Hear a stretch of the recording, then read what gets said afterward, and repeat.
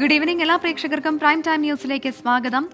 ഇന്ന് സംഭവിച്ച വാർത്തകൾ സമഗ്രമായി പ്രേക്ഷകരിലേക്ക് എത്തിക്കുകയാണ് പ്രൈം ടൈം ന്യൂസിലൂടെ. ഞാൻ പ്രവിത ലക്ഷ്മി. ഞാൻ ഉന്മേശ്വരാമൻ. നമ്മൾ ആദ്യം പോകുന്നത് കണ്ണൂരിലേക്കാണ്. കണ്ണൂർ മുഴുപ്പിലങ്ങാട് വീണ്ടും തെരുവ് നായുടെ ആക്രമണം. 3ാം ക്ലാസ് വിദ്യാർത്ഥിനിയായ എടക്കാട് സ്വദേശിനി ജാൻവിക്ക് ഗുരുതര പരുക്കേറ്റു. 3 നായ്ക്കൾ കൂട്ടം ചേർന്ന് ആക്രമിക്കുകയായിരുന്നു. കണ്ണൂരിലെ ആശുപത്രിയിൽ ചികിത്സയിൽ തുടരുന്ന വിദ്യാർത്ഥിനി അപകടനില തരണം ചെയ്തതായി ആശുപത്രി അധികൃതർ അറിയിച്ചു. 11-കാരനായ നിഹാലിനെ തെരുവ് നായക്കൂട്ടം ക്രൂരമായി കൊലപ്പെടുത്തിയതിന്റെ ആഘാതം മാറും മുൻപേ മുഴപ്പിലങ്ങാട് 3ാം ക്ലാസ്സുകാരിക്ക് നേരെ വീണ്ടും ആക്രമണം. നിഹാൽ കൊല്ലപ്പെട്ടതിന് 300 മീറ്റർ പരിസരത്ത് വൈകിട്ട് 6 മണിയോടെയാണ് സംഭവം.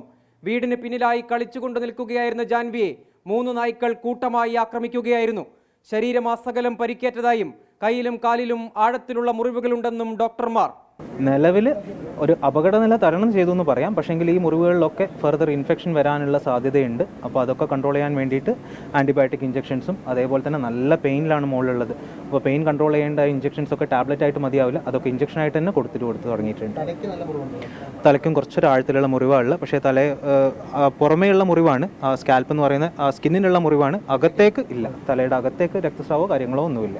അക്രമകാരികളായ തെരുവ് നായ്ക്കളെ കൊല്ലുകയല്ലാതെ മറ്റു പോംവഴികളില്ലെന്ന് CPIM കണ്ണൂർ ജില്ലാ സെക്രട്ടറി MB ജയരാജൻ.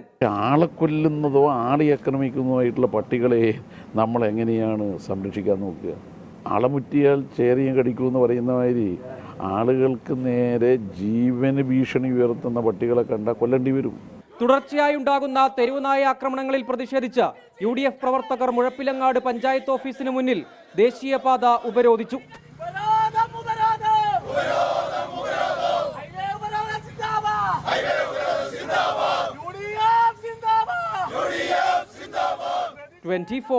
കണ്ണൂർ. കൊല്ലം ചാത്തനാംകുളത്ത് സ്കൂൾ വിട്ട് റോഡിലേക്കിറങ്ങിയ വിദ്യാർത്ഥികൾക്ക് നേരെ തെരുവ് നായയുടെ ആക്രമണം. Chathanamkulam MSM higher secondary school വിദ്യാർത്ഥികൾക്ക് നേരെയാണ് തെരുവ് നായയുടെ ആക്രമണം ഉണ്ടായത്. 10ാം ക്ലാസ് വിദ്യാർത്ഥി ആദിലിന് പരിക്കേറ്റു. കാലിന് പരിക്കേറ്റ ആദിലിനെ കൊല്ലം ജില്ലാ ആശുപത്രിയിൽ പ്രവേശിപ്പിച്ചു. അക്രമകാരികളായ തെരുവ് നായ്ക്കളെ ദയാവധം ചെയ്യാൻ അനുവദിക്കണമെന്നാവശ്യപ്പെട്ട് സുപ്രീം കോടതിയിൽ അപേക്ഷ. കണ്ണൂർ ജില്ലാ പഞ്ചായത്താണ് അപേക്ഷ സമർപ്പിച്ചത്. മാനുഷികമായ മാർഗങ്ങളിലൂടെ ദയാവധം ചെയ്യാൻ അനുവദിക്കണമെന്നാണ് ആവശ്യം. നിഹാലിന്റെ മരണമടക്കം ചൂണ്ടിക്കാണിച്ചാണ് അപേക്ഷ. കണ്ണൂർ ജില്ലയിൽ തെരുവ് നായ്ക്കളുടെ ആക്രമണം വർദ്ധിച്ചു വരികയാണെന്ന് ജില്ലാ പഞ്ചായത്ത് പ്രസിഡന്റ് PP ദിവ്യ നൽകിയ അപേക്ഷയിൽ വ്യക്തമാക്കുന്നുണ്ട്. തെരുവുനായ ശല്യം രൂക്ഷമാകുമ്പോഴും നായപിടുത്തക്കാരുടെ കടുത്ത അവഗണന. പ്രതിഫലത്തിനായി പഞ്ചായത്ത് ഓഫീസ് കയറിയിറങ്ങുകയാണ് നായപിടുത്തക്കാർ. നായകളെ പിടിച്ച് മൃഗസംരക്ഷണ വകുപ്പിന് നൽകിയ വകയിൽ 3.5 ലക്ഷം രൂപയാണ് കിട്ടാനുള്ളത്. വൈക്കം തലയോലപ്പറമ്പ് പഞ്ചായത്തിനെതിരെയാണ് ആരോപണം. 1 വർഷം മുൻപാണ് വൈക്കം തലയോലപ്പറമ്പിൽ പേവിഷബാധയേറ്റ തെരുവുനായകൾ നിരവധി പേരെ ആക്രമിച്ചത്. ഭീതിയിലായ നാടിന് ആശ്വാസമായത് നായപിടുത്തക്കാരാണ്. ആളുകളെയും വളർത്തുമൃഗങ്ങളെയും കടിച്ച നായകളെയടക്കം 940 തെരുവുനായകളെയാണ് ഇവർ പിടികൂടി മൃഗസംരക്ഷണ വകുപ്പിനെ ഏൽപ്പിച്ചത്. ഒരു നായയ്ക്ക് 375 രൂപയായിരുന്നു പ്രതിഫലം പറഞ്ഞിരുന്നത്. എന്നാൽ 1 വർഷം പിന്നിട്ടിട്ടും 1 രൂപ പോലും ഇവർക്ക് ലഭിച്ചിട്ടില്ല. 940 ഡോഗിനെ ക്യാച്ച് ചെയ്ത് ഡോക്ടർമാരുടെ സ്ഥാനത്ത് അവർ വാക്സിനേഷൻ ചെയ്ത് നാളിതുവരെയായിട്ട് ഞങ്ങൾക്ക് ഫണ്ട് അനുവദിച്ചിട്ടില്ല. അവർ പറയുന്നത് നിയമം മാറിപ്പോയി, മൃഗാശുപത്രിയിൽ നിന്ന് പ്രോജക്റ്റ് വെച്ച് വേണം തരാൻ, അങ്ങനെയൊക്കെയാണ് അവർ പറയുന്നത്. അത് ഞങ്ങൾ നല്ല രീതിയിൽ കഷ്ടപ്പെട്ട് ചെയ്യുമ്പോൾ നമ്മളെ അവിടെ പഞ്ചായത്ത് ചെല്ലുമ്പോൾ അവഗണിച്ച് വിടുകയാണ് ചെയ്യുന്നത്. പണത്തിനായി പഞ്ചായത്തിലെത്തുമ്പോൾ സാങ്കേതിക തടസ്സങ്ങൾ പറഞ്ഞ് ഒഴിയുകയാണെന്നാണ് ഇവരുടെ പരാതി. മറ്റു പഞ്ചായത്തുകളിൽ പ്രതിഫലം കൃത്യമായി നൽകിയപ്പോൾ വൈക്കം തലയോലപ്പറമ്പ് പഞ്ചായത്തിൽ മാത്രമാണ് പണം നൽകാത്തത്. സർക്കാർ ഓഫീസുകൾ കയറിയിറങ്ങാൻ തുടങ്ങിയിട്ടും മാസങ്ങളായി. അതേസമയം വൈക്കം മേഖലയിൽ വീണ്ടും തെരുവുനായ ആക്രമണം രൂക്ഷമാവുകയാണ്. 24 കോട്ടയം. സംസ്ഥാന വ്യാപകമായി ED റെയ്ഡ്. എറണാകുളം, കോട്ടയം ജില്ലകളിൽ പരിശോധന തുടരുകയാണ്. ഹവാല ഇടപാടുമായി ബന്ധപ്പെട്ടാണ് റെയ്ഡ്. വിദേശ കറൻസി മാറ്റി നൽകുന്ന ഇടപാടുകാരെ കേന്ദ്രീകരിച്ചാണ് റെയ്ഡ് നടക്കുന്നത്. 10,000 കോടി രൂപയുടെ ഇടപാടുകൾ നടന്നതായി കണ്ടെത്തിയതിനെ തുടർന്നാണ് പരിശോധന നടത്തുന്നത്. വിവരങ്ങളുമായി വിനീത വീതി ചേരുന്നുണ്ട്. വിനീത, സംസ്ഥാനത്തുടനീളം ഇത്തരത്തിലുള്ള പരിശോധന തുടരുന്നുണ്ടെന്നാണ് മനസ്സിലാക്കുന്നത്. നിലവിൽ എവിടെയെങ്കിലും പരിശോധന നടക്കുന്നുണ്ടോ? പ്രവിത സൂചിപ്പിച്ചതുപോലെ ഈ 10,000 കോടി രൂപയുടെ ഇടപാടുകൾ, ഹവാല ഇടപാടുകൾ നടന്നിട്ടുണ്ട് എന്ന കണ്ടെത്തലിനെ തുടർന്നാണ് ഇന്ന് 15 കേന്ദ്രങ്ങളിലാണ് എൻഫോഴ്സ്മെന്റ് ഡയറക്ടറേറ്റിന്റെ പരിശോധനകൾ ഉണ്ടായിരുന്നത്. അതായത് കൊല്ലം മുതൽ മലപ്പുറം ജില്ല വരെയുള്ള 15 കേന്ദ്രങ്ങളിലായാണ്, ഈ ജില്ലകളിലെ 15 കേന്ദ്രങ്ങളിലായാണ് ഇഡിയുടെ പരിശോധന ഉണ്ടായിരുന്നത്. 150ഓളം ഉദ്യോഗസ്ഥർ ഈ പരിശോധനയുടെ ഭാഗമായെന്നാണ് നമുക്കറിയാൻ കഴിയുന്നത്. നമുക്കിപ്പോൾ ഇഡി വൃത്തങ്ങളിൽ നിന്ന് ലഭ്യമാവുന്ന ഒരു വിവരമനുസരിച്ച് ചില കേന്ദ്രങ്ങളിൽ നിന്നൊക്കെ വിദേശ കറൻസികളും അന്വേഷണ സംഘത്തിന് കണ്ടെത്താൻ കഴിഞ്ഞിട്ടുണ്ട്. ജുവലറികൾ, മൊബൈൽ ഷോപ്പുകൾ, ഗിഫ്റ്റ് ഷോപ്പുകൾ എന്നിങ്ങനെയുള്ള ചെറു കടകൾ കേന്ദ്രീകരിച്ച് അവിടെ ഈ വിദേശ പണം എത്തിക്കുകയും അത് അവിടെ നിന്ന് അത് മാറ്റി അവർ കൊടുക്കുകയും ഒക്കെ ചെയ്യുന്നുണ്ട്. ഇത്തരത്തിലേക്കുള്ള ഹവാല ഇടപാടുകൾ ഈ ചെറിയ കടകൾ കേന്ദ്രീകരിച്ച് ഈ നടത്തുന്നതായി അന്വേഷണ സംഘത്തിന് കണ്ടെത്താൻ കഴിഞ്ഞിട്ടുണ്ട്. ഇതിനെ തുടർന്ന് എറണാകുളത്ത് 2 ഇടങ്ങളിലായിരുന്നു ഇന്ന് പരിശോധനകൾ നടന്നിട്ടുണ്ടായിരുന്നത്. എല്ലാ കേന്ദ്രങ്ങളിലും പഴുതടച്ചുകൊണ്ട്, അതായത് ഒരേ സമയത്തായിരുന്നു പരിശോധന എന്നുള്ളത് തന്നെയാണ് അന്വേഷണ സംഘത്തിന്റെ ഏറ്റവും പ്രധാനപ്പെട്ട ഒരു കാര്യം എന്ന രീതിയിൽ നമുക്ക് പറയാൻ കഴിയുക. കാരണം ഈ 5 മണിയോടുകൂടിയായിരുന്നു ഈ 15 കേന്ദ്രങ്ങളിലും പരിശോധനകൾ ആരംഭിച്ചിട്ടുണ്ടായിരുന്നത്. ഇതിൽ പെൻഡാമേനകയിലെ ഒരു ഹന ഗ്ലാസ് എന്ന് പറയുന്ന ഒരു മൊബൈൽ ഷോപ്പ്, ഒപ്പം തന്നെ ശ്രീധർ തിയേറ്ററിന് സമീപമുള്ള പെൻഡാമേനകയ്ക്കായി സമീപമുള്ള കോർപ്പറേഷൻ ബിൽഡിംഗിൽ പ്രവർത്തിക്കുന്ന മറ്റൊരു സ്ഥാപനം എന്നിങ്ങനെ ഇടങ്ങളിലൊക്കെ ആയിരുന്നു പരിശോധനകൾ നടക്കുന്നത്. കൊച്ചിയിൽ 2 ഇടത്ത് ഇപ്പോഴും പരിശോധന പുരോഗമിക്കുന്നതായാണ് നമുക്ക് മനസ്സിലാക്കാൻ കഴിയുന്നത്. ചില രേഖകളും ചില വിശദാംശങ്ങളും ജീവനക്കാരിലെ മുഖത്ത് ചോദ്യം ചെയ്തതിൽ അന്വേഷണ സംഘത്തിന് ലഭ്യമായിട്ടുണ്ട്. ഈ തെളിവുകളെല്ലാം അവർ വളരെ വിശദമായി പരിശോധിക്കുകയും ഒപ്പം നാളെയും ചില സ്ഥലങ്ങളിൽ ഇഡിയുടെ റെയ്ഡ് തുടർന്നേക്കാമെന്നാണ് നമുക്കിപ്പോൾ ലഭ്യമാവുന്ന വിവരം. സംസ്ഥാന വ്യാപക റെയ്ഡുമായി ഇഡി ഹവാല ഇടപാടുമായി ബന്ധപ്പെട്ടാണ് പരിശോധന. വിനീത വിജി വിവരങ്ങൾ നൽകുകയായിരുന്നു. +2 കോഴക്കേസിൽ KM ഷാജിക്കെതിരായ ഇഡി നടപടി ഹൈക്കോടതി റദ്ദാക്കി. കേസെടുത്ത് സ്വത്തുക്കൾ കണ്ടുകെട്ടിയ നടപടിയാണ് ഹൈക്കോടതിയുടെ സിംഗിൾ ബെഞ്ച് റദ്ദാക്കിയത്. രാഷ്ട്രീയ വിദ്വേഷം തീർക്കാൻ സർക്കാർ കെട്ടിച്ചമച്ച കേസായിരുന്നു എന്ന് KM ഷാജി പ്രതികരിച്ചു. MLA ആയിരിക്കെ അഴീക്കോട് സ്കൂളിന് +2 അനുവദിക്കാൻ 25 ലക്ഷം രൂപ കോഴ വാങ്ങിയതുമായി ബന്ധപ്പെട്ടാണ് കള്ളപ്പണം വെളുപ്പിക്കൽ നിയമപ്രകാരം ഷാജിക്കെതിരെ ഇഡി കേസെടുത്തത്. തുടർന്ന് KM ഷാജിയുടെ ഭാര്യയുടെ പേരുള്ള സ്വത്തുക്കളടക്കം കണ്ടുകെട്ടുന്ന നടപടികളിലേക്ക് ഇഡി കടന്നിരുന്നു. ഷാജി സ്ഥലം വാങ്ങി കള്ളപ്പണം വെളുപ്പിച്ചു എന്നായിരുന്നു ഇഡിയുടെ കണ്ടെത്തൽ. രാഷ്ട്രീയമായി കൂടി ഏറെ ചർച്ചയായ കേസിലെ നിലവിലെ ഹൈക്കോടതിയുടെ നടപടി KM ഷാജിക്ക് ആശ്വാസം നൽകുന്നതാണ്. ഈ PC ആക്ടിൽ ആയിരക്കണക്കിന് കേസുകൾ ഇവിടെ ഒരു മാസത്തിൽ രജിസ്റ്റർ ചെയ്യുന്നുണ്ട്, കേരളത്തിൽ മാത്രം. എന്നിട്ട് ആദ്യമായിട്ടാണ് ഒരൊറ്റ PC ആക്ടിൽ രജിസ്റ്റർ ചെയ്യപ്പെട്ട ഒരു കേസിനെ ഇഡിക്ക് കൈമാറുന്നത്. ഒരേ ഒരു കേസാണ് കൈമാറിയത്, അത് ഈ കേസാണ്. അതും ഒരു തല്ലുകൊള്ളിയായിട്ടുള്ള ഒരു SFIയുടെ മുൻ നേതാവിനെ ഇഡിയിലേക്ക് ഡെപ്യൂട്ടേഷനിൽ വന്ന സമയത്ത് അയാളെ കൊണ്ട് മനഃപൂർവ്വം ഉപദ്രവിക്കാൻ വേണ്ടി ഉണ്ടാക്കിയിട്ടുള്ള ഒരു കേസാണിത്. വിജിലൻസ് നടപടികളുടെ ചുവട് പിടിച്ചാണ് ഇഡിയും കേസെടുത്തത്. നേരത്തെ വിജിലൻസ് എടുത്ത കേസിലും തുടർ നടപടികൾ ഹൈക്കോടതി റദ്ദാക്കിയിരുന്നു. 24 കാസർഗോഡ്. നിഖിൽ തോമസിന് സസ്പെൻഷൻ.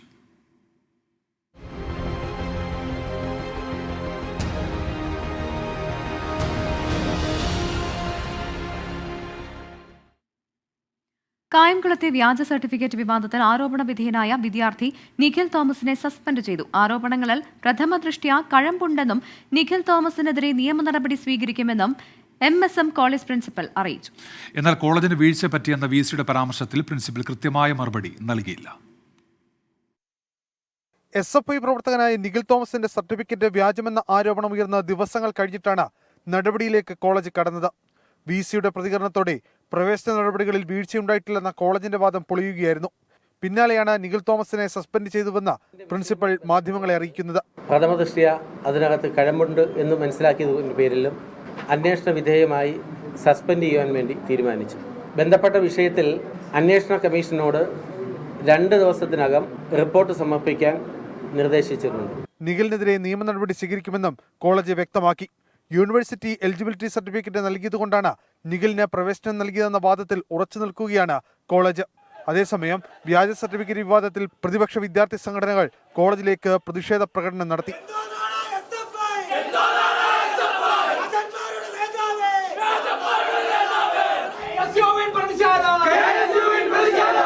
നിഖിൽ തോമസിന്റെ അഡ്മിഷൻ അടക്കമുള്ള കാര്യങ്ങളിൽ ഉന്നത ഇടപെടൽ നടത്തിയെന്ന രാഷ്ട്രീയ ആരോപണവും പ്രതിപക്ഷം ഉയർത്തിയിട്ടുണ്ട്. അരുൺ രാജ്, 24 ആലപ്പുഴ. കായംകുളം MSM കോളേജിലെ വ്യാജ ഡിഗ്രി വിവാദത്തിൽ SFI വാദങ്ങൾ പൊളിയുന്നു. SFI നേതാവ് നിഖിൽ തോമസ് കലിംഗ യൂണിവേഴ്സിറ്റിയിൽ പഠിച്ചിട്ടില്ലെന്ന് സർവകലാശാല രജിസ്ട്രാർ അറിയിച്ചു. സർട്ടിഫിക്കറ്റ് വ്യാജമെന്ന് കേരള സർവകലാശാലയും സ്ഥിരീകരിച്ചു. നിഖിലിനും MSM കോളേജിനുമെതിരെ കർശന നടപടി സ്വീകരിക്കുമെന്ന് കേരള സർവകലാശാല VC ഡോക്ടർ മോഹനൻ കുന്നുമ്മൽ അറിയിച്ചു. MSM കോളേജിൽ M.Com അഡ്മിഷൻ നേടിയ നിഖിൽ തോമസിന്റെ ഡിഗ്രി സർട്ടിഫിക്കറ്റ് ഒറിജിനലെന്നും കലിംഗ കേരള സർവകലാശാലകളിൽ പഠിച്ചത് വ്യത്യസ്ത സമയങ്ങളിലൊന്നുമായിരുന്നു SFI വാദം. എന്നാൽ നിഖിൽ കലിംഗയിൽ പഠിച്ചിട്ടു തന്നെയില്ലെന്നാണ് യൂണിവേഴ്സിറ്റി രജിസ്ട്രാറുടെ പ്രതികരണം. We don't have any such students, so if he is claiming that he has any certificate issued by the university, then that certificate must be fake. That person who is claiming to be our student, his record is not available in the university. Certificate വ്യാജമെന്ന് സ്ഥിരീകരിച്ച Kerala university നിഖിലിനും MSM കോളേജിനുമെതിരെ നടപടി സ്വീകരിക്കുമെന്ന് അറിയിച്ചു. കലിംഗയിൽ പഠിച്ചെന്ന് പറയുന്ന കാലയളവിൽ നിഖിൽ MSMൽ വിദ്യാർത്ഥിയാണ്. 3 വർഷം പഠിച്ചു തോറ്റ വിദ്യാർത്ഥി മറ്റൊരു സർട്ടിഫിക്കറ്റുമായി എത്തിയപ്പോൾ കോളേജ് അധികൃതർ അന്വേഷിക്കാത്തത് ഗുരുതര പിഴവെന്ന് university VC doctor Mohanan Kunnummal. ഉടനെ തന്നെ പോലീസിനെ അറിയിക്കും. MSM കോളേജിനും എതിരായിട്ട് നടപടിയെടുക്കുകയാണ്. ഗുരുതരമായ കുറ്റമാണ്. കുട്ടിയോടൊപ്പം തന്നെ കോളേജും ഉത്തരവാദികളാണ്. MSM കോളേജിന് സർവകലാശാല കാരണം കാണിക്കൽ നോട്ടീസ് നൽകും. വിവാദ അഡ്മിഷൻ റദ്ദാക്കുന്നതിനൊപ്പം നിഖിലിനെതിരെ പോലീസിൽ പരാതി നൽകുമെന്നും കേരള സർവകലാശാല അറിയിച്ചു. 24 തിരുവനന്തപുരം. ആലപ്പുഴ MSM കോളേജിലെ SFI നേതാവിന്റെ വ്യാജ ഡിഗ്രി വിവാദം രാഷ്ട്രീയ ആയുധമാക്കി പ്രതിപക്ഷം.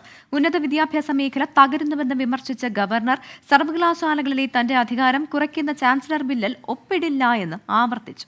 ഉന്നത വിദ്യാഭ്യാസ മേഖലയെ SFI തകർക്കുന്നുവെന്നാരോപിച്ച് നാളെ KSU വിദ്യാഭ്യാസ ബന്ദിന് ആഹ്വാനം ചെയ്തു. SFI സംസ്ഥാന സെക്രട്ടറി ആർഷോയുടെ മാർക്ക് ലിസ്റ്റ് വിവാദം. മുൻ SFI പ്രവർത്തക K. വിദ്യയുടെ വ്യാജരേഖ കേസ്. ഇങ്ങനെ ഉന്നത വിദ്യാഭ്യാസ രംഗത്ത് SFI പ്രതിക്കൂട്ടിൽ നിൽക്കുന്ന വിവാദങ്ങൾക്കിടെയാണ് ആലപ്പുഴയിൽ നിന്ന് SFI നേതാവ് നിഖിൽ തോമസിന്റെ വ്യാജ ഡിഗ്രി സർട്ടിഫിക്കറ്റ് വിവാദവും ഉയർന്നുവരുന്നത്. രാവിലെ ആത്മവിശ്വാസത്തോടെ സർട്ടിഫിക്കറ്റുകൾ ഒറിജിനലാണെന്ന് വാദിച്ച SFI കേരള VCയുടെ വാർത്താ സമ്മേളനത്തിന് പിന്നാലെ കുരുക്കിലായി. രാവിലെ പറഞ്ഞതൊക്കെ സ്വയം ബോധ്യത്തിലാണെന്ന് പറഞ്ഞ് ന്യായീകരിച്ച് VCയുടെ രാഷ്ട്രീയം ചോദ്യം ചെയ്ത SFIയുടെ പ്രതികരണം. ഇവയെല്ലാം പരിശോധിച്ച ഘട്ടത്തിൽ ഞങ്ങൾക്ക് ബോധ്യപ്പെട്ടത് ഈ പറഞ്ഞ സർവകലാശാലയിൽ സമർപ്പിച്ചിട്ടുള്ള സർട്ടിഫിക്കറ്റുകൾ ഒറിജിനൽ ആണെന്നും അത് അടിസ്ഥാനപ്പെടുത്തിക്കൊണ്ടാണ് സർവകലാശാല എലിജിബിലിറ്റി സർട്ടിഫിക്കറ്റ് കൊടുത്തതും എന്നുള്ളതാണ്. ആ വാദമാണ് ഞങ്ങൾ രാവിലെ ഉന്നയിച്ചത്. സമാനമായ സംഭവങ്ങളിൽ SFI പ്രവർത്തകർ പ്രതിക്കൂട്ടിലാകുന്നത് സജീവ രാഷ്ട്രീയ വിഷയമാക്കി ഉയർത്താനാണ് പ്രതിപക്ഷ നീക്കം. SFIക്കെതിരെയുള്ള ആരോപണങ്ങളെ സർക്കാരിനെതിരെ വഴിതിരിച്ചുവിടാനും നീക്കം. സംഭവം വിചിത്രമാണെന്ന് ആരോപിച്ച രമേശ് ചെന്നിത്തല നിഖിലിനെ സഹായിച്ച ഉന്നതനായ CPM നേതാവ് ആരാണെന്ന ചോദ്യവും ഉയർത്തി. മാനേജ്മെന്റിന്റെ പ്രതിനിധികൾ പറയുന്നു ഉന്നതനായ ഒരു CPM നേതാവിന്റെ ശുപാർശ പ്രകാരമാണ് ഈ കുട്ടിക്ക് അഡ്മിഷൻ കൊടുത്തത്. അത് പുറത്തു വരണം. അപ്പൊ കേരള യൂണിവേഴ്സിറ്റിയുടെ VC സത്യം പറയുന്നു, കലിംഗ യൂണിവേഴ്സിറ്റിയുടെ രജിസ്ട്രാർ സത്യം പറയുന്നു. ഈ വസ്തുതകളെല്ലാം പരിശോധിക്കുമ്പോൾ ഈ സംഘടനയ്ക്ക് ഇനി കേരളത്തിൽ പ്രവർത്തിക്കാനുള്ള ധാർമ്മികമായ അവകാശം നഷ്ടപ്പെട്ടിരിക്കുകയാണ്. രാഷ്ട്രീയ ആരോപണങ്ങൾക്കിടെ ചാൻസലർ ബില്ലിൽ പ്രതിരോധം തീർക്കാനാണ് ഗവർണറുടെ ശ്രമം. ഉന്നത വിദ്യാഭ്യാസ മേഖല തകരുന്നുവെന്ന് വിമർശിച്ച ഗവർണർ ചാൻസലർ ബില്ലിൽ ഒപ്പിടില്ലെന്ന് ആവർത്തിച്ചു. When somebody is appointed associate professor without qualification, was that more serious or these things are more serious? If that can happen, these things are compared to that are ordinary. Here we are not realizing. We are playing game with the future of our children. ഉന്നത വിദ്യാഭ്യാസ രംഗത്ത് മുമ്പെങ്ങുമില്ലാത്ത രീതിയിൽ SFI പ്രതിക്കൂട്ടിലാകുന്നതിൽ CPM എളുപ്പത്തിൽ കൈയൊഴിയാനാകില്ല. News desk 24. ഇപ്പോൾ വരുന്നൊരു വാർത്തയിലേക്ക്. പാലക്കാട് എറണാകുളത്തേക്ക് പോവുകയായിരുന്ന ഗുഡ്സ് വാഗണിന്റെ ലോക്ക് വേർപെട്ടു. എൻജിൻ ഘടിപ്പിച്ച ഭാഗം മുന്നോട്ട് പോവുകയും വേർപെട്ട ബോഗികൾ പാളത്തിൽ കിടക്കുകയും ചെയ്തുവെന്നാണ് വിവരം. റെയിൽവേ ഉദ്യോഗസ്ഥർ സ്ഥലത്തെത്തി തകരാറുകൾ പരിഹരിക്കുന്നു. ആൻമരിയ ചേരുന്നുണ്ട് കൊച്ചിയിൽ നിന്ന് വിവരങ്ങളുമായി. ആൻമരിയ, ഈ സംഭവം എപ്പോഴാണ് ഉണ്ടായത്? ഇത്തരത്തിൽ ഈ ഗുഡ്സ് വാഗണിന്റെ മറ്റു ബോഗികൾ പാളത്തിൽ ഉള്ളതിനാൽ മറ്റ് ട്രെയിനിന്റെ ഗതാഗതം തടസ്സപ്പെട്ടിട്ടുണ്ടോ? പ്രവിത, പാലക്കാട് നിന്ന് എറണാകുളത്തേക്ക് പോവുകയായിരുന്ന ഗുഡ്സ് വാഗണാണ് ലോക്ക് വേർപെട്ടതിനെ തുടർന്ന് അപകടത്തിൽപ്പെട്ടത്. എഞ്ചിൻ ഘടിപ്പിച്ച ഭാഗം മുന്നോട്ട് പോവുകയും വേർപെട്ട ബോഗികൾ പാളത്തിൽ തന്നെ കിടക്കുകയുമായിരുന്നു. തുടർന്ന് നാട്ടുകാർ റെയിൽവേ ഉദ്യോഗസ്ഥർക്ക് വിവരം അറിയിക്കുകയും ഉടൻ തന്നെ അവർ സ്ഥലത്തെത്തി തകരാറുകൾ പരിഹരിക്കാൻ വേണ്ടിയിട്ടുള്ള എല്ലാ ശ്രമങ്ങളും തുടർന്നുകൊണ്ടിരിക്കുകയാണ്. മാത്രമല്ല, പാളത്തിൽ കിടന്നിരുന്ന ബോഗികൾ മാറ്റുന്നതിന് വേണ്ടിയിട്ട്, അതായത് മറ്റ് ബോഗികളോട് കടക്കുന്നതുകൊണ്ട് തന്നെ മറ്റു ട്രെയിനുകൾ വരുമ്പോൾ വലിയൊരു അപകടം ഉണ്ടാകാനുള്ള സാധ്യത ഉള്ളത് കൊണ്ട് തന്നെ അത് മാറ്റുന്ന തരത്തിലുള്ള നടപടികളും ആരംഭിച്ചിട്ടുണ്ട്. വട്ടേക്കുന്നം ജുമാ മസ്ജിദിന് സമീപം റെയിൽവേ പാളത്തിൽ ഇന്ന് രാത്രി ഏകദേശം ഒരു 8:30യോടുകൂടിയായിരുന്നു ഇത്തരത്തിലുള്ള ഒരു സംഭവം ഉണ്ടായത്. ബോഗികൾ തമ്മിൽ ബന്ധിപ്പിക്കുന്ന പൂട്ടുകൾ പൊട്ടിയതാണ് ഇത്തരത്തിലുള്ള ഒരു അപകടം ഉണ്ടാവാനായിട്ടുള്ള കാരണമെന്നാണ് റെയിൽവേ ഉദ്യോഗസ്ഥർ അറിയിച്ചിരിക്കുന്നത്. എന്താണ് ഇങ്ങനെ പൂട്ടുകൾ പൊട്ടിപ്പോകാനായിട്ടുള്ള കാരണം എന്താണ്? ഇതിന്റെ എഞ്ചിൻ പരിഹരിക്കുന്നതിന് വേണ്ടിയിട്ടുള്ള ശ്രമങ്ങളെല്ലാം തുടർന്നുകൊണ്ടിരിക്കുകയാണ്.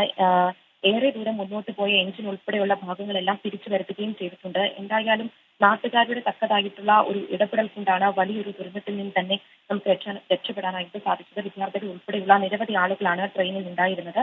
പാലക്കാട് നിന്ന് എറണാകുളത്തേക്ക് പോവുകയായിരുന്ന ഗുഡ്സ് വാഗനാണ് ലോക്ക് വേർപെട്ടതിനെ തുടർന്ന് അപകടത്തിൽപ്പെട്ടത്. കവിത ഉന്മേഷ്. ശരി, ആൻമരിയാണ് കൊച്ചിയിൽ നിന്ന് വിശദാംശങ്ങൾ നൽകിയത്. SFIക്ക് പിന്നാലെ MSFനും കുരുക്ക്.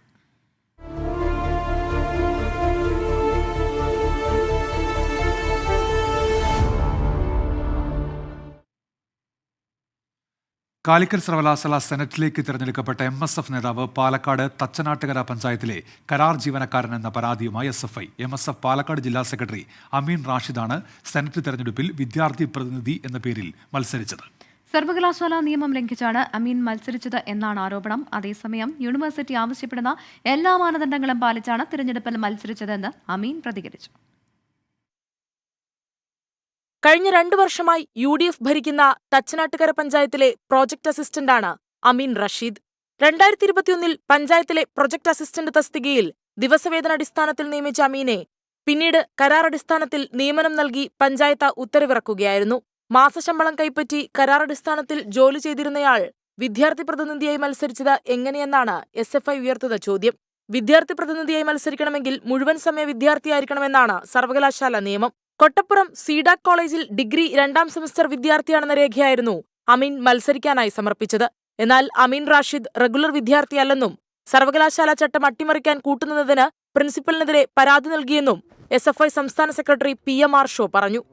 ഈ 1ാം സെമിസ്റ്റർ നടക്കുമ്പോഴും 2ാം സെമിസ്റ്റർ നടക്കുമ്പോഴും അദ്ദേഹം ഗ്രാമപഞ്ചായത്തിൽ ജോലി ചെയ്തുകൊണ്ടിരിക്കുന്നുണ്ട്. അപ്പോൾ സ്വാഭാവികമായിട്ടും അങ്ങനെ ഒരാളെ സംബന്ധിച്ച് അദ്ദേഹം റെഗുലർ വിദ്യാർത്ഥിയാണ് എന്ന് സാക്ഷ്യപ്പെടുത്തിയ ആ കോളേജിലെ പ്രിൻസിപ്പൽ അദ്ദേഹത്തിനെതിരെ ഞങ്ങൾ പരാതി കൊടുത്തിട്ടുണ്ട്. അമീൻ റാഷിദിനെതിരായ പരാതിയിൽ കോളേജിന്റെ ഭാഗം വിശദീകരിച്ച പ്രിൻസിപ്പൽ രംഗത്തെത്തി. ആദ്യ സെമസ്റ്ററിൽ അമീൻ ക്ലാസ്സിലെ വന്നിട്ടില്ല, അതുകൊണ്ട് തന്നെ പരീക്ഷയും എഴുതിച്ചിട്ടില്ല. എന്നാൽ റെഗുലർ വിദ്യാർത്ഥി എന്ന രേഖ നൽകിയിരുന്നുവെന്ന് കോളേജ് പ്രിൻസിപ്പൽ ഉദയകുമാർ സ്ഥിരീകരിച്ചു.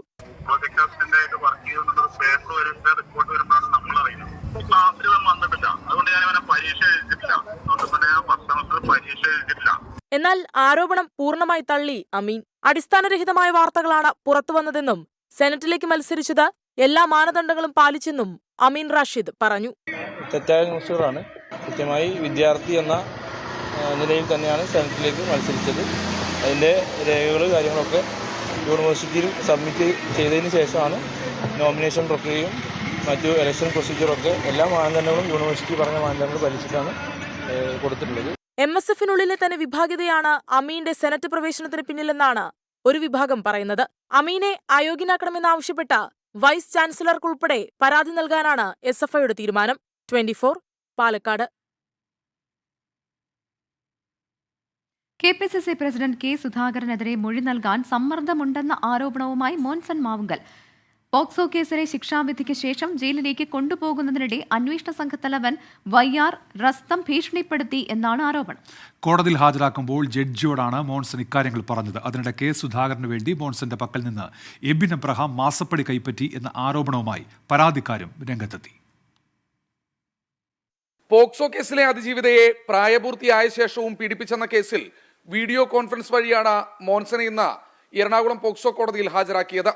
ഇതിനിടെയാണ് ക്രൈംബ്രാഞ്ച് ഡിവൈഎസ്പി YR റസ്റ്റത്തിനെതിരെ ഗുരുതരാക്ഷേപം ഇയാൾ ഉന്നയിച്ചത്.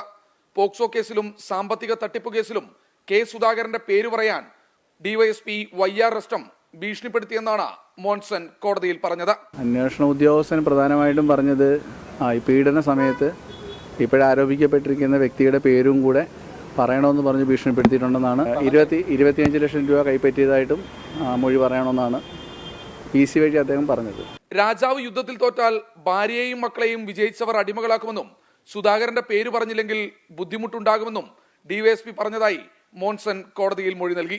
ജയിൽ സൂപ്രണ്ട് മുഖാന്തരം പരാതി എഴുതി നൽകണമെന്ന് എറണാകുളം പോക്സോ കോടതി ജഡ്ജി K. സോമൻ മോൻസണോട് ആവശ്യപ്പെട്ടു. അതിനിടെ ഇന്ന് ക്രൈംബ്രാഞ്ച് ഓഫീസിൽ മൊഴി നൽകാനെത്തിയ പരാതിക്കാർ സാമ്പത്തിക തട്ടിപ്പു കേസിൽ K. സുധാകരന് പങ്കെന്ന ആക്ഷേപത്തിൽ ഉറച്ചുനിന്നു. നേരത്തെ സുധാകരനും എബിനുമായിട്ടുള്ള ബന്ധം PA എന്നുള്ള വാക്കാലാണ് അറിയിച്ചിട്ടുള്ളത്. അപ്പോൾ ഇതുമായി ബന്ധപ്പെട്ട് മോൺസന്റെ അക്കൗണ്ടിൽ നിന്നും കൃത്യമായി ഇദ്ദേഹത്തിന്റെ ഈ PA എന്ന് പറയുന്ന എബിൻ എബ്രഹാം മാസപ്പടി വാങ്ങാറുണ്ട്. അതുമായി ബന്ധപ്പെട്ട മുഴുവൻ തെളിവുകളും ശേഖരിച്ചിട്ടുണ്ട്. 24 കൊച്ചി. AI ക്യാമറ അഴിമതി കോടതി മേൽനോട്ടത്തിൽ അന്വേഷിക്കണമെന്നാവശ്യപ്പെട്ട് VD സതീശനും രമേശ് ചെന്നിത്തലയും ഹൈക്കോടതിയെ സമീപിച്ചു. SRITയും കെൽട്രോണും മോട്ടോർ വാഹന വകുപ്പും തമ്മിലുള്ള കരാറുകളും മറ്റ് ഉപകരാറുകളും റദ്ദാക്കണം എന്നാണ് ആവശ്യം. SRITക്ക് ടെൻഡർ യോഗ്യതയില്ലെന്ന് പ്രഖ്യാപിക്കുന്നതിനൊപ്പം AI ക്യാമറയുടെ പ്രവർത്തനങ്ങൾ സ്റ്റേ ചെയ്യണമെന്നും ഹർജിയിൽ പറയുന്നു. പൊതുതാൽപര്യ ഹർജി അടുത്ത ദിവസം പരിഗണിച്ചേക്കും.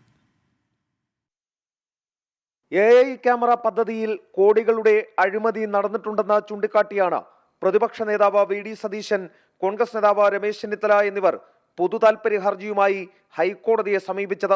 ടെൻഡർ യോഗ്യതകളില്ലാത്ത ഷ്രിറ്റിന് നിയമം ലംഘിച്ച് കരാർ നൽകി.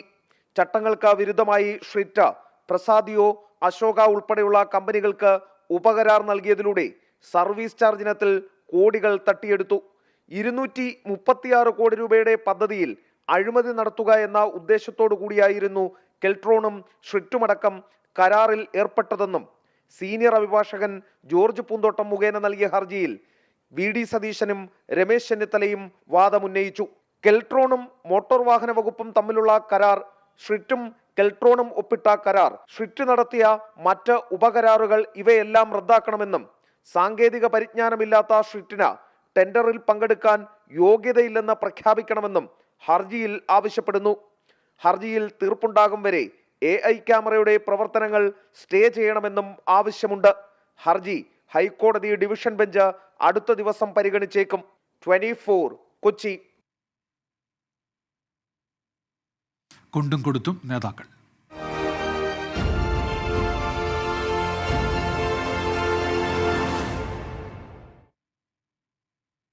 മോൻസൺ മാവുങ്കൽ ശിക്ഷിക്കപ്പെട്ട പോക്സോ കേസിൽ K സുധാകരന് പങ്കുണ്ടെന്ന CPIM സംസ്ഥാന സെക്രട്ടറി MV ഗോവിന്ദന്റെ പരാമർശത്തിൽ രാഷ്ട്രീയ വിവാദം കനക്കുന്നു. K സുധാകരനായി പ്രതിരോധ കോട്ട തീർത്ത് കോൺഗ്രസ് നേതാക്കൾ.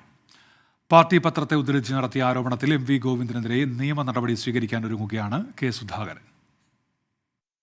CPIM സംസ്ഥാന സെക്രട്ടറി MV ഗോവിന്ദൻ കഴിഞ്ഞ ദിവസം നടത്തിയ പരാമർശത്തിനെതിരെ പ്രചാരണം ശക്തമാക്കാനാണ് കോൺഗ്രസ് തീരുമാനം. മോൻസൺ മാവുങ്കലിനെതിരായ പോക്സോ കേസിൽ KPCC അധ്യക്ഷന് പങ്കുണ്ടെന്ന പ്രചാരണം ക്രൈംബ്രാഞ്ച് തന്നെ തള്ളിയ പശ്ചാത്തലത്തിൽ നിയമ നടപടിയുമായി മുന്നോട്ടു പോകുമെന്ന് K സുധാകരൻ അറിയിച്ചു. ഇതിന് അദ്ദേഹത്തെ കൊണ്ട് ഞാൻ മറുപടി പറയിപ്പിക്കും. CPM എന്ന് പറയുന്ന രാഷ്ട്രീയ പ്രസ്ഥാനത്തിന് മനുഷ്യത്വമുള്ള, സംസ്കാരമുള്ള, സാംസ്കാരിക നിലവാരമുള്ള ഏതെങ്കിലും നേതാക്കന്മാർ അതിനുണ്ടെങ്കിൽ ഇതിന്റെ അകത്ത് നിങ്ങൾ ഇതിന് പ്രതികരിക്കണമെന്ന് മാത്രം ഞാൻ അവരോട് ആവശ്യപ്പെടുകയാണ്. വ്യാജ പ്രചാരണം നടത്തിയ MV ഗോവിന്ദനെതിരെ കേസെടുക്കണമെന്ന് പ്രതിപക്ഷ നേതാവ് VD സതീശൻ ആവശ്യപ്പെട്ടു. ഇത് കേരള രാഷ്ട്രീയത്തിലെ ഏറ്റവും കറുത്ത അധ്യായങ്ങളിൽ ഒന്നാണ്. ക്രിമിനൽ കുറ്റം, ഇല്ലാത്ത ഒരു സംഭവം ഉണ്ട് എന്ന് പറഞ്ഞ ഒരാളെ അപകീർത്തിപ്പെടുത്തിയിരിക്കുകയാണ്. പരസ്യമായി പറഞ്ഞു. അടിയന്തരമായി പോലീസ് നടപടികൾ സ്വീകരിക്കണം. നീചമായ രാഷ്ട്രീയ ഗൂഢാലോചനയെന്ന് KC വേണുഗോപാൽ. ഇത്ര നീചമായിട്ടുള്ള ഒരു കാര്യത്തിലേക്ക് CPM സെക്രട്ടറി കടക്കാനിടയായത് ആ പാർട്ടി വന്നു പെട്ടിരിക്കുന്ന ഏറ്റവും വലിയ ഗതികേടിന്റെ സാഹചര്യത്തിലാണ്. നാണം കെട്ട സംസ്ഥാന സെക്രട്ടറിയായി MV ഗോവിന്ദൻ അധപ്പതിച്ചെന്ന് രമേശ് ചെന്നിത്തല. അദ്ദേഹത്തിന്റെ ആഭ്യന്തര വകുപ്പിന്റെ പണി ഏൽപ്പിച്ചിട്ടാണോ പിണറായി വിജയൻ വിദേശത്ത് പോയത്? നാണം കെട്ട ഒരു CPM സംസ്ഥാന സെക്രട്ടറിയായി MV ഗോവിന്ദൻ അധപ്പതിച്ചിരിക്കുകയാണ്. നടുറോഡിൽ വിവസ്ത്രരായി നിൽക്കുന്ന അവസ്ഥയിലാണ് CPIM എന്ന K മുരളീധരൻ. അത് ഒരു കാര്യം ഓർക്കേണ്ടതായിരുന്നു. ആ ഗോവിന്ദൻ എൻ്റെ പേരിൻ്റെ കൂടെ ഒരു മാഷ് എന്നുള്ള ഒരു മാന്യമായിട്ടുള്ളൊരു പദവിയുണ്ട്. ആ പദവിയെ വഷളാക്കരുതെന്ന് മാത്രമേ പറഞ്ഞു. ഇതൊരു വൃത്തികെട്ട സംസ്കാരമാണ്. അതേസമയം MV ഗോവിന്ദന് പ്രതിരോധം തീർത്ത് CPIM നേതാക്കളും രംഗത്തുണ്ട്. 24 തിരുവനന്തപുരം. കൊല്ലം ശക്തികുളങ്ങരയിൽ ഓടിക്കൊണ്ടിരുന്ന ലോറിക്ക് തീപിടിച്ചു. വണ്ടിയുടെ വീട്ടിൽ നിന്ന് തീ ഉയരുന്നത് കണ്ട ഡ്രൈവർ വാഹനം നിർത്തുകയായിരുന്നു. 8 മണിയോടെയാണ് സംഭവം. 2 യൂണിറ്റ് ഫയർഫോഴ്സ് എത്തിയാണ് തീയണച്ചത്. ഓച്ചിറയിൽ നിന്നും കല്ലമ്പലത്തേക്ക് വരുന്നതിനിടെയാണ് സംഭവം. കൊല്ലം കരുനാഗപ്പള്ളി റോഡിൽ മണിക്കൂറുകളോളം ഗതാഗതം തടസ്സപ്പെട്ടു.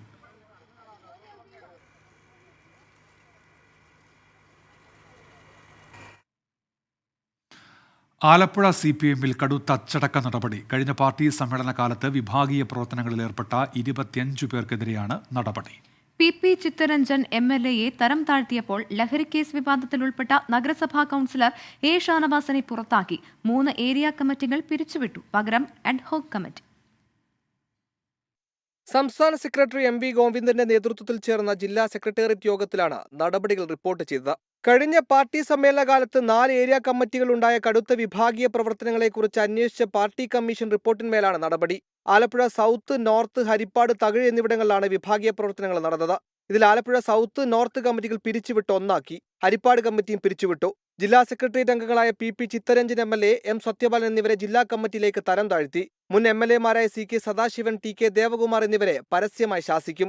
4 ഏരിയ സെക്രട്ടറിമാരെയും 23 ഏരിയ കമ്മിറ്റി അംഗങ്ങളെയും ലോക്കൽ കമ്മിറ്റിയിലേക്ക് തരം താഴ്ത്തി. DYFI മുൻ ജില്ലാ പ്രസിഡന്റ് അനസ്വലി, ജില്ലാ ഒളിമ്പിക് സമിതി അധ്യക്ഷൻ GV വിഷ്ണു എന്നിവരെയും ലോക്കൽ കമ്മിറ്റിയിലേക്ക് തരം താഴ്ത്തി. പാർട്ടിയെ ഏറെ പ്രതിരോധത്തിലാഴ്ത്തിയ ലഹരിക്കടത്ത് കേസിലും കമ്മീഷൻ റിപ്പോർട്ടിന്മേൽ നടപടിയെടുത്തു. 24 ആലപ്പുഴ. പാലക്കാട് ചെർപ്പുളശ്ശേരി CPIM ഏരിയ കമ്മിറ്റിയിൽ നിന്ന് വിഭാഗീയതയുടെ പേരിൽ പുറത്തായവർ സംസ്ഥാന സെക്രട്ടറിക്ക് പരാതി നൽകിയേക്കും. PK ശശിയെ അനുകൂലിച്ചുകൊണ്ട് മാത്രം തങ്ങൾക്കെതിരെ നടപടിയെടുത്തുവെന്നാണ് പുറത്തായവരുടെ വിമർശനം. ഒരു വിഭാഗം പാർട്ടി സ്ഥാനങ്ങളിൽ നിന്ന് രാജിവെച്ചേക്കുമെന്നും സൂചനയുണ്ട്. വിഭാഗീയത ശക്തമായ ചെർപ്പുളശ്ശേരി, കൊല്ലങ്കോട് ഏരിയ കമ്മിറ്റികൾ പുനഃസംഘടിപ്പിക്കാൻ നേരത്തെ സംസ്ഥാന സെക്രട്ടറി പങ്കെടുത്ത യോഗം തീരുമാനിച്ചിരുന്നു. ഇതേ തുടർന്നാണ് ഇന്നലെ തീരുമാനം ഏരിയ കമ്മിറ്റി യോഗത്തിൽ റിപ്പോർട്ട് ചെയ്തത്. കഴിഞ്ഞ ഏരിയ സമ്മേളനത്തിൽ 21 അംഗ കമ്മിറ്റിയിലേക്ക് ഔദ്യോഗിക പാനലിനെതിരെ 13 പേർ മത്സരിച്ചെത്തിയിരുന്നു. ഇത് വിഭാഗീയതയാണെന്ന് കണ്ടെത്തിയതിനെ തുടർന്നാണ് ഏരിയ കമ്മിറ്റി പുനഃസംഘടിപ്പിച്ചത്. മത്സരിച്ചെത്തിയ 13-ൽ 9 പേരെ ഒഴിവാക്കി പരാജയപ്പെട്ട 9 പേരെ ഉൾപ്പെടുത്തിയാണ് പുനഃസംഘടന. പാർട്ടി ഭരണഘടന അനുസരിച്ച് മത്സരിച്ചെത്തിയവരെ പുറത്താക്കുന്നത് ജനാധിപത്യ വിരുദ്ധമാണെന്നാണ് പുറത്താക്കപ്പെട്ടവർ പറയുന്നത്.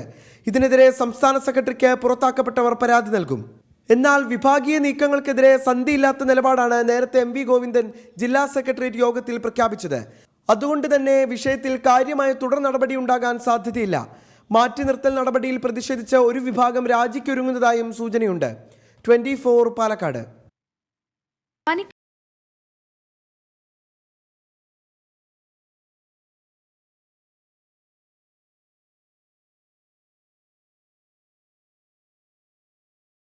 പകർച്ചപ്പനി വ്യാപനത്തിന് ശമനമില്ല. ഇന്ന് മാത്രം 12,984 പേരാണ് ചികിത്സ തേടിയത്. ഇതിൽ ഗുരുതരാവസ്ഥയിലായ 180 പേരെ വിവിധ ആശുപത്രികളിലേക്ക് മാറ്റി. ഇന്ന് 328 പേർ ഡെങ്കി ലക്ഷണങ്ങളുമായി ചികിത്സ തേടി. ഇതിൽ 110 പേർക്ക് രോഗം സ്ഥിരീകരിച്ചിട്ടുണ്ട്. 22 പേരാണ് എലിപ്പനി ലക്ഷണങ്ങളുമായി ആശുപത്രിയിലേക്ക് എത്തിയത്. 8 പേർക്ക് രോഗം സ്ഥിരീകരിച്ചിട്ടുണ്ട്. മറ്റുള്ളവർ പരിശോധനാഫലം കാത്തു നിരീക്ഷണത്തിലാണ്. മലപ്പുറം പോരൂരിൽ ഒരാൾ ഡെങ്കിപ്പനി ബാധിച്ച് മരിച്ചു. പകർച്ചപ്പനി പ്രതിരോധത്തിന് ആരോഗ്യവകുപ്പ് സജ്ജമാണെന്ന് മന്ത്രി വീണ ജോർജ് പറഞ്ഞു.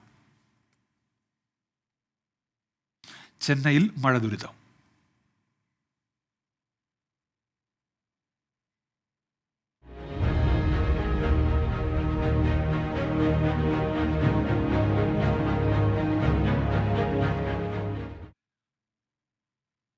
തമിഴ്നാട്ടിലെ വിവിധ ജില്ലകളിൽ ശക്തമായ മഴയെ തുടർന്ന് ചെന്നൈയിൽ റോഡ്, വിമാന ഗതാഗതം തടസ്സപ്പെട്ടിരുന്നു.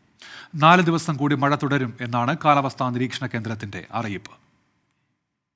ഇന്നലെ രാത്രിയിൽ ആരംഭിച്ച മഴ പുലർച്ചെയോടെ ശക്തമായി. ചെന്നൈയിലേക്കുള്ള 10 വിമാനങ്ങൾ ബംഗളൂരുവിലേക്ക് വഴിതിരിച്ചുവിട്ടു. ചെന്നൈയിൽ നിന്ന് പുറപ്പെടേണ്ട 9 വിമാനങ്ങളും വൈകി.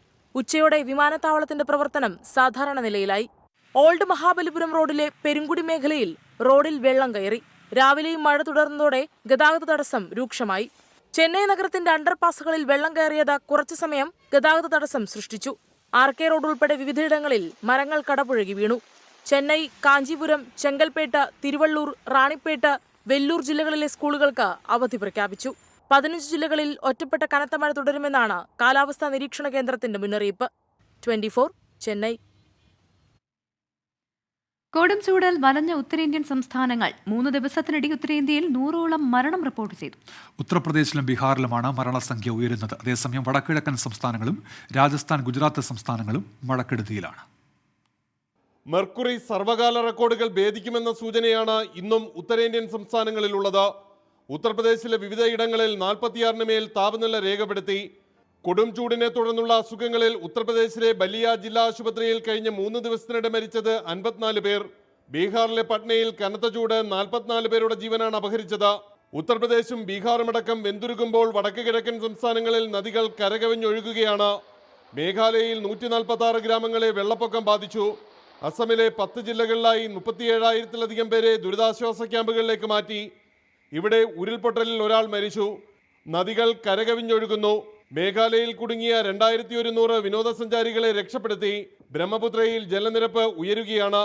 കനത്ത മഴ രാജസ്ഥാനിലും ദുരിതം വിതച്ചു. പാലി, സഹോലി, ജോധ്പൂർ ജില്ലകളിലടക്കം ശക്തമായ മഴയുണ്ടായി. രാജസ്ഥാനിലെ ജോധ്പൂരിൽ കനത്ത മഴയിൽ വിവിധ കോളനികൾ വെള്ളത്തിനടിയിൽ തുടരുന്നു. ചുഴലിക്കാറ്റ് ആഞ്ഞടിച്ചതോടെ വൈദ്യുതി നിലച്ച ഗുജറാത്തിലെ 1500-ഓളം ഗ്രാമങ്ങൾ ഇപ്പോഴും ഇരുട്ടിലാണ്. കച്ച്, സൗരാഷ്ട്ര മേഖലകളിൽ കനത്ത നാശം വിതച്ച് മഴ തുടരുന്നു. ചൂട് അതിന്റെ എല്ലാ പരിധികളും ലംഘിച്ച് ബുദ്ധിമുട്ടുണ്ടാക്കുന്ന ഉത്തർപ്രദേശിന്റെ വിവിധ ഭാഗങ്ങളിൽ ഇന്ന് രാവിലെ മഴ പെയ്തത് ചെറിയൊരു ആശ്വാസമായി മാറി. വരും ദിവസങ്ങളിൽ ചൂട് കുറയാൻ മഴ തുടർച്ചയായി പെയ്യുമെന്നുള്ള പ്രതീക്ഷയിലാണ് ഉത്തർപ്രദേശിലെ ജനങ്ങൾ. ഉത്തർപ്രദേശിലെ ഗൗതം ബുദ്ധ നഗർ ജില്ലയിൽ നിന്നും ആർ രാധാകൃഷ്ണൻ, 24.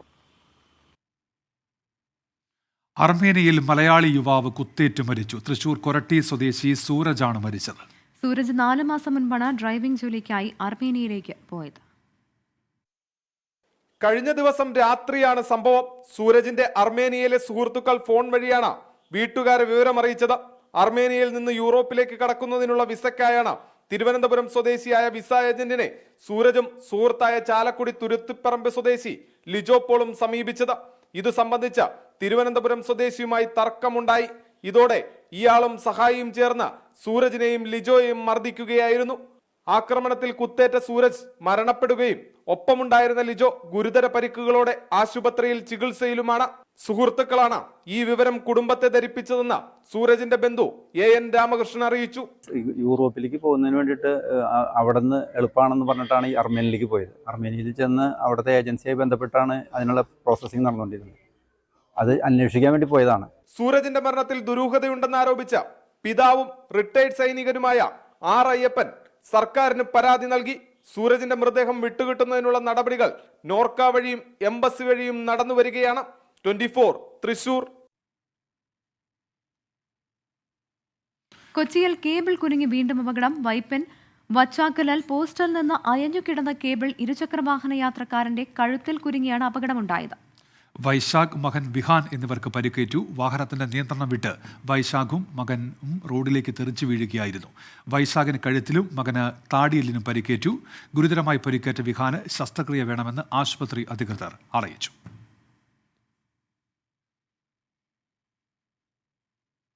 ഇടുക്കി ഇരട്ടയാറിന് സമീപം കഴുത്തിൽ കയർ കുരുങ്ങി വിദ്യാർത്ഥി മരിച്ചു.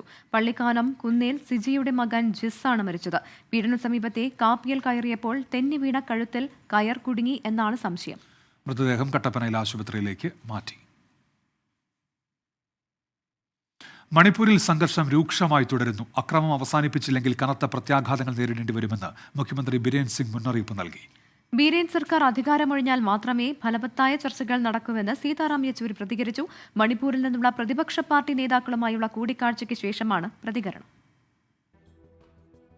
ചിങ്മാൻ ഗ്രാമത്തിലെ സൈനിക സംഘത്തിന് നേരെ പ്രകോപനമില്ലാതെയുണ്ടായ ആക്രമണത്തിൽ ഒരു സൈനികന് വെടിയേറ്റ പശ്ചാത്തലത്തിൽ മുഖ്യമന്ത്രി ബിരേൻ സിംഗ് ഉന്നതതല യോഗം വിളിച്ചു. നിലവിലെ സാഹചര്യവും തുടർ നടപടികളും ചർച്ച ചെയ്യുമെന്ന് മുഖ്യമന്ത്രി അറിയിച്ചു. അക്രമം അവസാനിപ്പിച്ചില്ലെങ്കിൽ കനത്ത പ്രത്യാഘാതങ്ങൾ നേരിടേണ്ടി വരുമെന്ന് മുഖ്യമന്ത്രി മുന്നറിയിപ്പ് നൽകി. മെയ്തി വിഭാഗം അക്രമം ഉപേക്ഷിക്കണമെന്നും മുഖ്യമന്ത്രി ആവശ്യപ്പെട്ടു. ബിരേൻ സിംഗ് സർക്കാർ തികഞ്ഞ പരാജയമാണെന്നും ഈ സർക്കാർ അധികാരത്തിൽ നിന്നൊഴിയാതെ സമാധാന ചർച്ചകൾ ഫലം കാണില്ലെന്നും CPIM general secretary Sitaram Yechury വിമർശിച്ചു.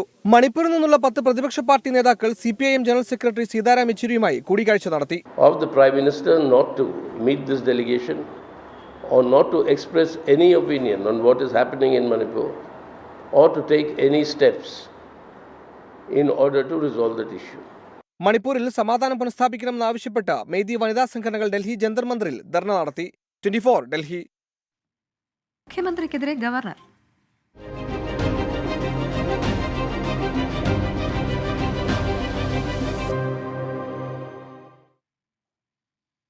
മുഖ്യമന്ത്രിയുടെ ക്യൂബ സന്ദർശനം രാഷ്ട്രീയ തീർത്ഥാടനം എന്ന് പരിഹസിച്ച ഗവർണർ പൊതുപണം പാഴാക്കിയാണ് യാത്രയെന്നും ഗവർണർ ആരിഫ് മുഹമ്മദ് ഖാൻ കുറ്റപ്പെടുത്തി. ക്യൂബ അറിയപ്പെടുന്നത് പുകയില ഉൽപാദനത്തിനാണ് എന്ന് പറഞ്ഞ ഗവർണർ ആരോഗ്യരംഗത്ത് എന്ത് നേട്ടമാണ് ക്യൂബ നേടിയതെന്നും ചോദിച്ചു. Cuba would have given Kerala the technology to make these world famous cigars. I can understand. But we are spending this public money to go to Cuba seeking cooperation in health sector. Is Cuba known for any special thing about their health system? Poovachal Khader cinema television പുരസ്കാരങ്ങൾ പ്രഖ്യാപിച്ചു. 24 senior news editor Hashmi Taj Ibrahim മികച്ച വാർത്താ അവതാരകനായും Thiruvananthapuram chief reporter Allameen മികച്ച റിപ്പോർട്ടറായും തെരഞ്ഞെടുക്കപ്പെട്ടു. Flowers ടിവിയിലെ star magic മികച്ച reality ഷോയ്ക്കുള്ള പുരസ്കാരം നേടി. ഫ്ലവേഴ്സിലെ തന്റെ പരമ്പരയായ സുഖമോ ദേവിയിലെ അഭിനയത്തിന് സുസ്മിത പ്രഭാകരൻ മികച്ച നടിയായി. സുരഭിയും സുഹാസിനിയും എന്ന സീരിയലിലെ അഭിനയത്തിന് മല്ലിക സുകുമാരൻ മികച്ച ഹാസ്യ നടിയായി. മികച്ച കോസ്റ്റ്യൂമറായി മുരളി മലയത്തെ തിരഞ്ഞെടുത്തു. ബുധനാഴ്ച വൈകിട്ട് 5 മണിക്ക് തിരുവനന്തപുരത്തെ ഹോട്ടൽ സൗത്ത് പാർക്കിൽ വെച്ച് പുരസ്കാരങ്ങൾ വിതരണം ചെയ്യും. മന്ത്രിമാരായ GR അനിൽ, ആന്റണി രാജു, അഹമ്മദ് ദേവർകോവിൽ തുടങ്ങിയവരാണ് അവാർഡുകൾ വിതരണം ചെയ്യുക. പാലക്കാട് അയിലൂർ പൂഞ്ചേരിയിൽ കണ്ടെത്തിയ പുലിയെ 12 മണിക്കൂറിന് ശേഷം പിടികൂടി. പൂഞ്ചേരിയിലെ റബ്ബർ എസ്റ്റേറ്റിന് സമീപത്താണ് പുലിയെ കണ്ടത്. പുലിയെ പിടികൂടാൻ വൈകിയതിൽ നാട്ടുകാർ വനം വകുപ്പിനെ പ്രതിഷേധം അറിയിച്ചു.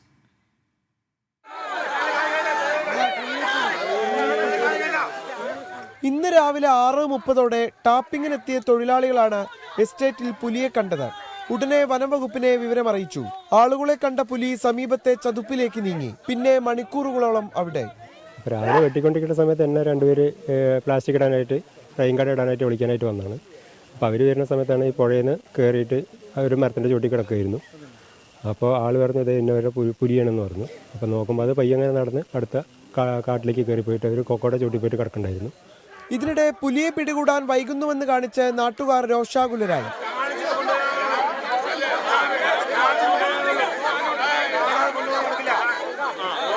വൈകിട്ട് 5 മണിയോടെ തൃശൂരിൽ നിന്ന് വെറ്ററിനറി ഡോക്ടർ എത്തി പുലിയെ പരിശോധിച്ചു. തുടർന്ന് പ്രത്യേക വലയും വടവും ഉപയോഗിച്ച് കൂട്ടിലേക്ക് മാറ്റി. വിദഗ്ധ ചികിത്സയ്ക്കായി പുലിയെ തൃശൂരിലേക്ക് മാറ്റാനാണ് സാധ്യത.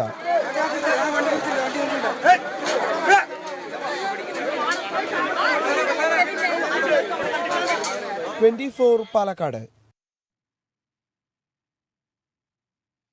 IIT-കളിലേക്കുള്ള JEE അഡ്വാൻസ്ഡ് പ്രവേശന പരീക്ഷയിൽ കണ്ണൂർ സ്വദേശി സഞ്ജയ് പി മല്ലാർ മലയാളികളിൽ ഒന്നാമനായി. അഖിലേന്ത്യാ തലത്തിൽ 86ാം റാങ്ക് നേടിയാണ് സഞ്ജയുടെ നേട്ടം. പാലാ ബ്രില്യന്റിലെ 9 വിദ്യാർത്ഥികളാണ് ആദ്യ 1000 റാങ്കിനുള്ളിൽ ഇടം പിടിച്ചത്. നീറ്റ്, കുസാറ്റ് പ്രവേശന പരീക്ഷകളിലെ മിന്നും വിജയത്തിന് പിന്നാലെയാണ് JEE അഡ്വാൻസ്ഡ് പരീക്ഷയിലെ പാലാ ബ്രില്യന്റിന്റെ നേട്ടം. ദേശീയതലത്തിൽ 86ാം റാങ്ക് നേടിയ സഞ്ജയ് പി മല്ലാർ മലയാളികളിൽ ഒന്നാമനായി. +2 പഠനത്തോടൊപ്പം പാലാ ബ്രില്യന്റ് സ്റ്റഡി സെന്ററിലാണ് സഞ്ജയ് എൻട്രൻസ് പരിശീലനം നേടിയത്. ബ്രില്യന്റിലെ തന്നെ വിദ്യാർത്ഥികളായ Ashiq Steny, Shivaroop J, Sayooj P, Madhav R Babu, Freddy George Robin, Sivasundar, Asil, Sreeram R എന്നിങ്ങനെ 9 പേർ ദേശീയതലത്തിൽ ആദ്യ 1000 റാങ്കിനുള്ളിൽ ഇടം പിടിച്ചു. ആദ്യ 5000 റാങ്കിനുള്ളിൽ ബ്രില്യന്റിലെ 60ഓളം വിദ്യാർത്ഥികളും ആദ്യ 10000 റാങ്കിനുള്ളിൽ 150 വിദ്യാർത്ഥികളും സ്ഥാനം നേടി. കഴിഞ്ഞ 40 വർഷമായി വിവിധ എൻട്രൻസ് പരീക്ഷകളിൽ സമാനതകളില്ലാത്ത നേട്ടം കൈവരിക്കുന്ന ബ്രില്യന്റ് ഇതിനോടകം തന്നെ കേരളത്തിലെ വിദ്യാർത്ഥികളുടെയും രക്ഷിതാക്കളുടെയും വിശ്വസ്തമായ പരിശീലന കേന്ദ്രമായി മാറിക്കഴിഞ്ഞു. 24 കോട്ടയം. ഇതോടെ പ്രൈം ടൈം ന്യൂസ് പൂർത്തിയാവുകയാണ്. Good night.